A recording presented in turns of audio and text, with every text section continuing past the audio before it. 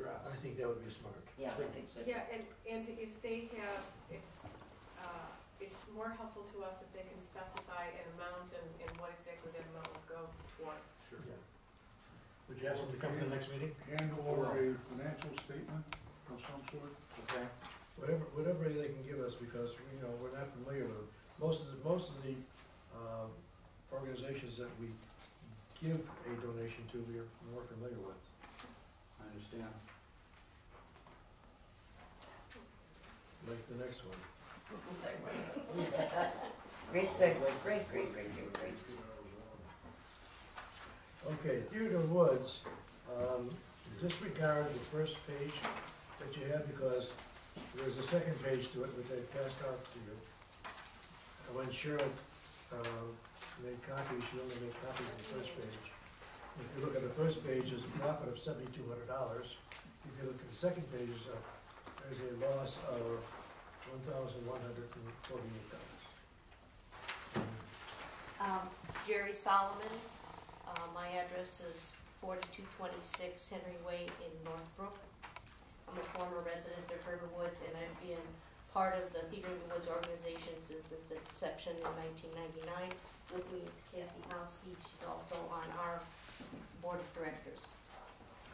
Theater in the Woods is a not-for-profit organization. We were established to help bring some entertainment and educational entertainment to Riverwoods.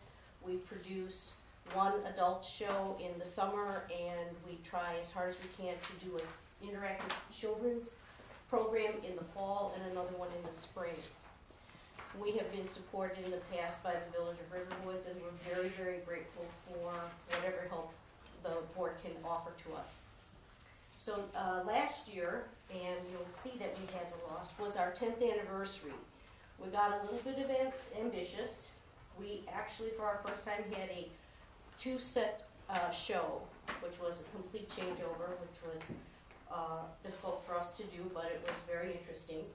We also ran for 3 weekends, which was something new. We had gotten some requests for that. And we were hoping that the third weekend, even though it was generating additional expenses in terms of renting of the theater space, renting lighting equipment, additional tickets, additional royalties, that sort of thing, we were hoping that we would generate enough audience to cover those expenses.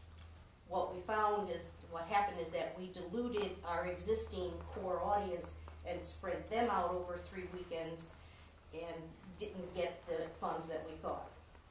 We also celebrated our 10th anniversary last summer, and we had a gala event on our opening night. So that was a little bit of extra expense, but we would have incurred that anyway.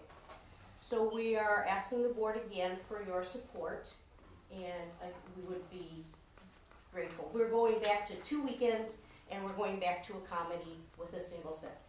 So all of you are welcome to come. You know what you're doing this year? We're doing Goodbye Charlie. It was originally done in 1959 or so with Lauren Bacall in the lead role. It's about a womanizing guy who is shot by his lover's husband and is reincarnated as a beautiful, sexy woman. So it's can be viewed as a getting even kind of a show. It could also be viewed as second chances, so that this guy can learn the error of his ways. There have been 2 movies that have been produced. One was, the first movie that was done was with Debbie Reynolds and Tony Curtis, and the second movie was done in the 90s under the name Switch with Ellen Barkin and Jimmy Smits. None of those actors are auditioning for our show.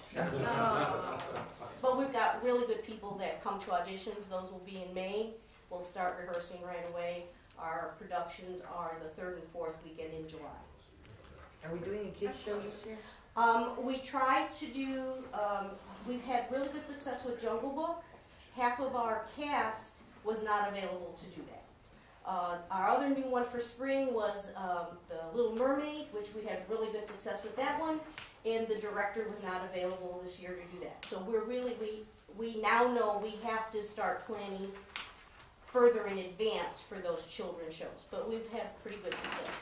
Jungle Book was just amazing. You could not see this much floor space on the floor because the kids were just all over. Could you tell me a little bit about your ticket history, other than when you deluded your audience? Has it been increasing? Is it about Yes, we- steady, or? We actually have increasing audiences. We oftentimes have people, we ask for them to sign in so that we can do a mass mailing to let them know that the show is coming. We've started using e-blasts to get anybody that we've got an email address for.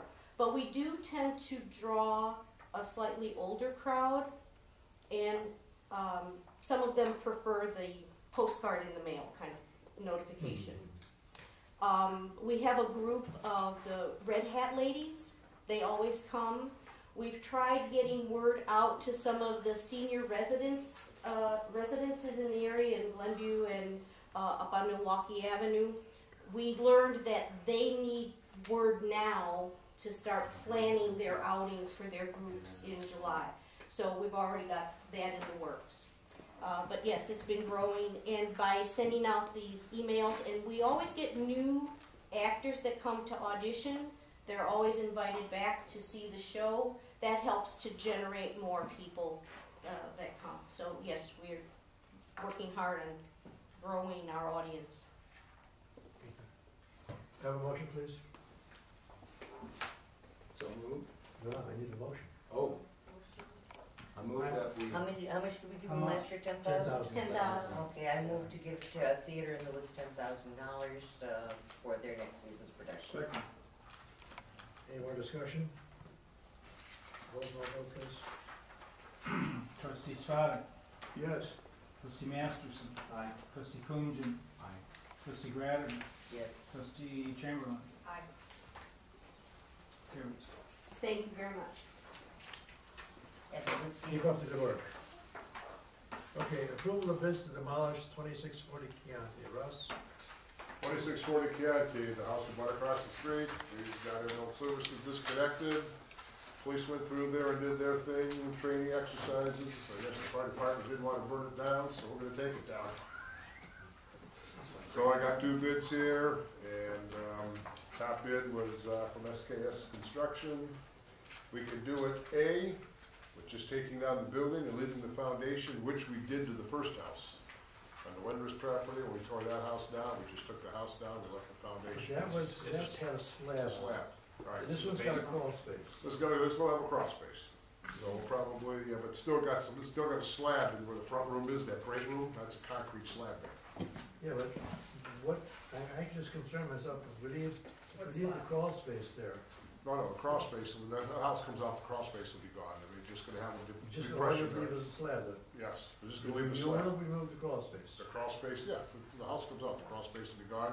Then I have Patrick, when he gets some of his jobs here, we'll fill the crawl space in with some extra dirt somewhere. What's gonna protect it until he fills it, Russ? We'll just put a fence around it. Put one of those orange Like fences. some hurricane. Yep. That's it. But that's up to you guys, if you wanna take a watch, I mean, as Bill said, we were talking about this, I was first, we wasn't gonna take out that slab though, we still have one across the street, and I said, we know what we're gonna do with the property, I just hate to spend another couple of $1,000 for something, and, Okay, but Al Solomon understands this. oh yeah, we understand.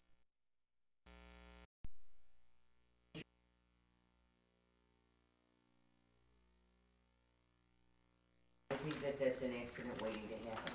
It's not a deep crawl space, it's only probably about 1.5 2 feet deep, that's all, it's not a basement, it's not that deep in there. We got it filled up right away. Yeah, you know what?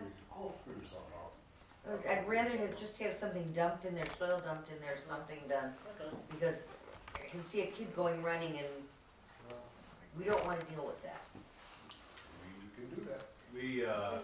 We have included in the Saunders Road project, ditching. So I'm sure there'll be some excavated material from that. Good. Beautiful. Good. Disappear. Good. I have a motion to approve SKS Construction, including the foundation. Russ, this question about asbestos, under the SKS, there's simply no responsibility for hazardous material. The other